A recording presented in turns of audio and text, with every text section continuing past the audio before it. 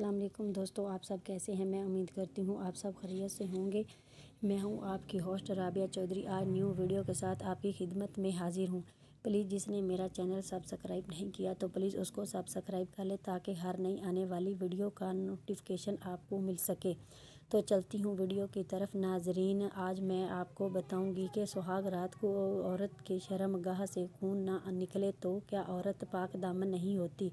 آج کل اکثر لوگ یہ سوال کرتے ہیں کہ ان کی بیوی کو پہلی رات خون نہیں نکلا تھا تو وہ بیوی پر شک کرنا شروع کر دیتے ہیں۔ جب کسی مرد کی سہاگ رات ہوتی ہے تو بیوی سے ہم بستری کرتا ہے۔ ہمارے دین اسلام میں آیا ہے کہ اکثر ایک عورت پاک دامن ہو، بد چلن نہ ہو تو سہاگ رات کو ایک حد تک خون آتا ہے۔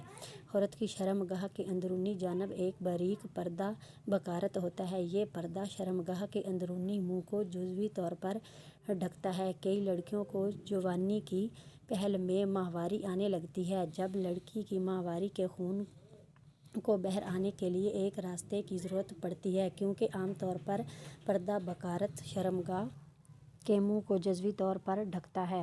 کئی کنواری لڑکیوں کا پردہ بکارت انسانی جمع کے علاوہ اور کئی وجوہات سے بھی پھٹ جاتا ہے، مثلاً کسی کا کنوارے پن میں بہت عرصہ گزر جانا، رسی کودنا، بڑی چھلانگ لگانا، انتہائی اونچائی پر چڑھنا یا زیادہ حیض کا آنا، کسی وجہ سے گر جانا یا دوسری کسی امراض کی وجہ سے بھی زائل ہو سکتا ہے۔ اس لیے ان تمام صورتوں کے مد نظر رکھتے ہوئے سہاگ رات پر خون کے نہ آنے پر اپنی پاک دامن بیوی سے بدگمانی نہیں کرنی چاہیے۔